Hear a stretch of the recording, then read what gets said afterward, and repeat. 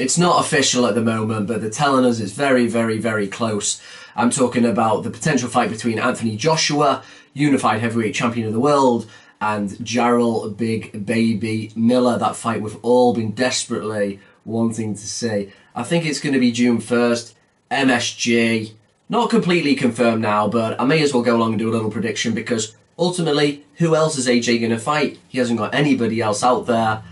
Dylan White rejected the offer he was given by Eddie Hearn for a rematch, and while you could butter that one up and it would sell, there's nobody really there thinking, oh, I wonder what would happen between AJ and White in a rematch. We've already kind of seen that. In a way, it's going over old ground, and this is all about furthering AJ towards, of course, the winner of Wilder and Fury, who look like they're on the cusp of arranging a deal for their rematch. I think maybe May that might be taking place.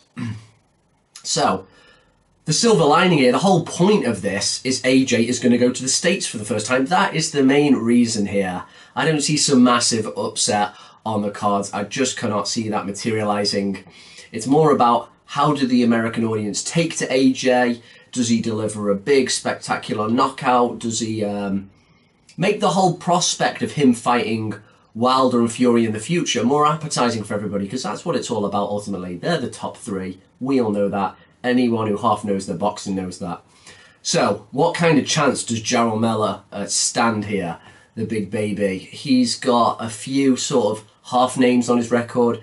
Gerald Washington, Marius Vark, and Thomas Adamek, a very old, undersized 41-year-old Adamek who was beaten in 2 rounds. But even still, you can't say it was impressive. He didn't look very impressive against Marius Vark. He has pretty much pedestrian performances against guys who have seen better days.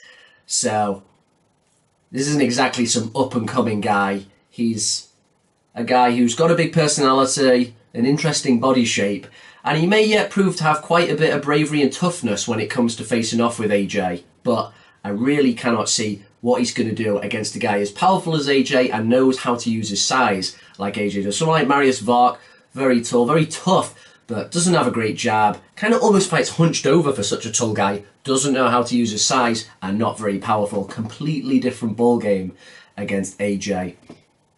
He doesn't seem to bend at the waist too much, Miller. He can't really because he's such a big round figure. As I say, he may be very tough and game, and he may really come to fight, but I'm going to find it difficult seeing him getting out of the way of shots. You can maybe, use the parry hand here to move away and dip at the waist, spoiling tactics, rush him. He doesn't seem to have particularly good power himself, which isn't very good.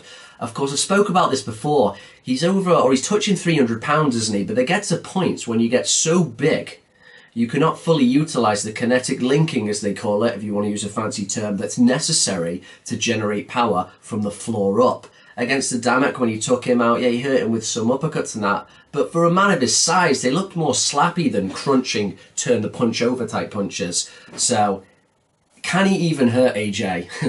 He's probably not going to have as good a stamina, not as powerful.